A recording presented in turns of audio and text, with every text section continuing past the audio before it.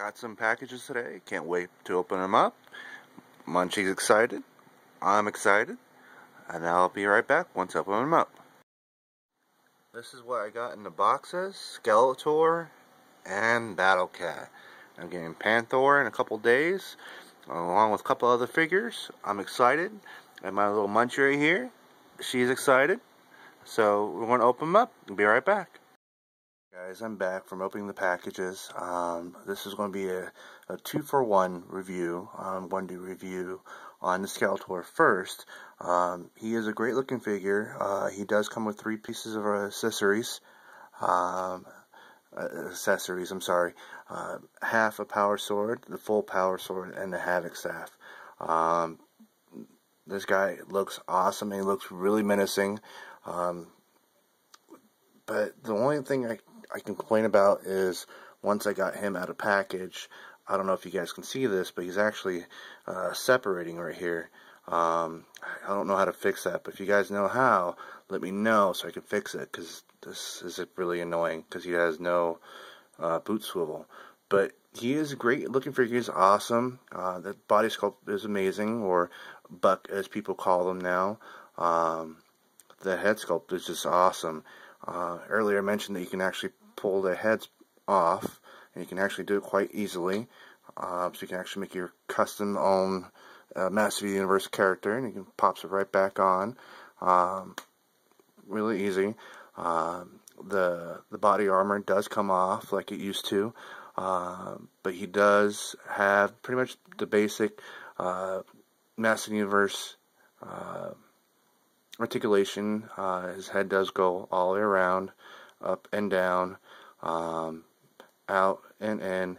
It's kind of hindered by the arm, shoulder pads, but he does rotate. It's kind of difficult to do so, but he also does have the bicep swivel and the elbow articulation, the wrist swivel, the same articulation as for the thigh, ab crunch, and the waist swivel, knee articulation. Like I said before, this boot will not turn, but he does have the boot swivel on this one. He does have an ankle rocker and up and down, but he is really menacing.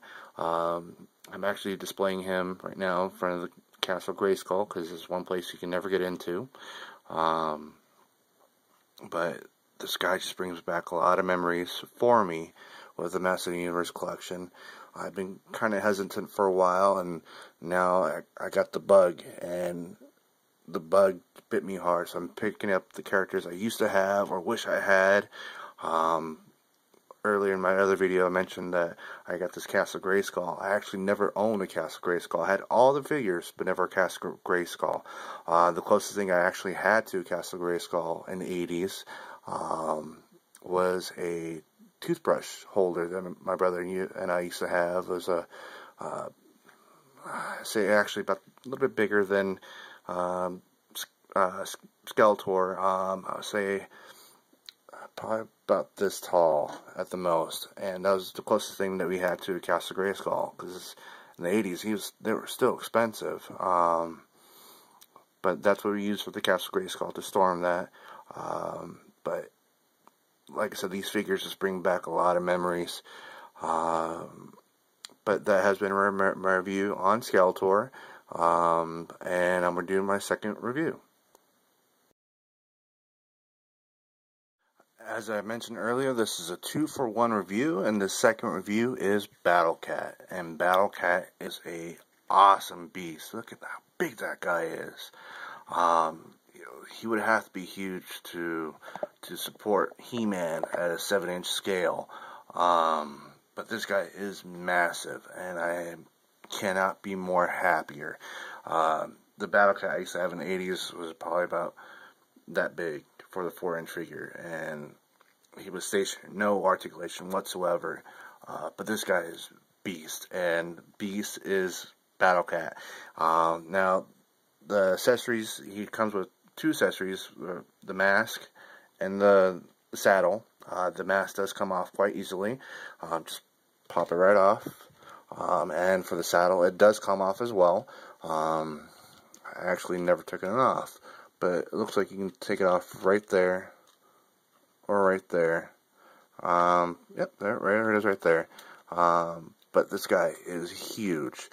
This guy has jaw articulation, go up and down, side to side, down and up. There's articulation right here, articulation at the elbow joint or the hind joint.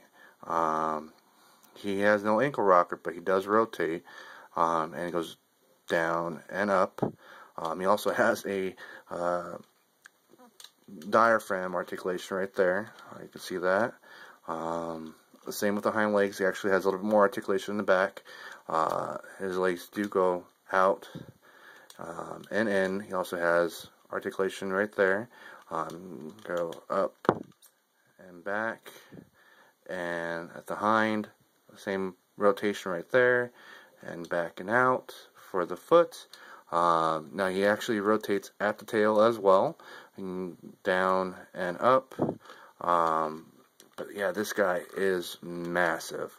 And like I said, he would have to be for a 7-inch figure, and I am totally impressed with the Four Horsemen right now. They've been doing great with the Master of the Universe line. I don't know if you guys really follow up on that, but that's actually how they started working for Mattel. They actually went from McFarlane Toys to the Four Horsemen at a Comic-Con. They said, hey, guess what? We did this figure. We want you to check it out at the Mattel booth. And that's actually how they introduced He-Man, try and get the feel for it. And that was awesome. I kind of wish I was there. I was never been to Comic-Con. The missus and I are talking about going one of these days. It's one of the things to do on my bucket list. But this guy is awesome. My daughter, she recognizes Cringer really easily. We've been watching the vintage He-Man series, the Filmation series from the 80s. We also watched the 2000X or MYP version. But she loves Cringer and Battlecat, so she'll scream at the TV. Now, as for He-Man, he actually sits right on there perfectly. And with this He-Man, I forgot to mention, if you have the first issue He-Man, he has kind of a thick loincloth that's really stiff. But this one is still thick, but he also has a divot right there. I don't know if you can see that, but the divot right there will be able to fit on Battlecat really easily. But this figure is awesome. And he will be He-Man without Battlecat. Those two go together perfectly. But that has been a review on Skeletor and Battlecat. Please rate, comment, and subscribe, and continue watching. I have more.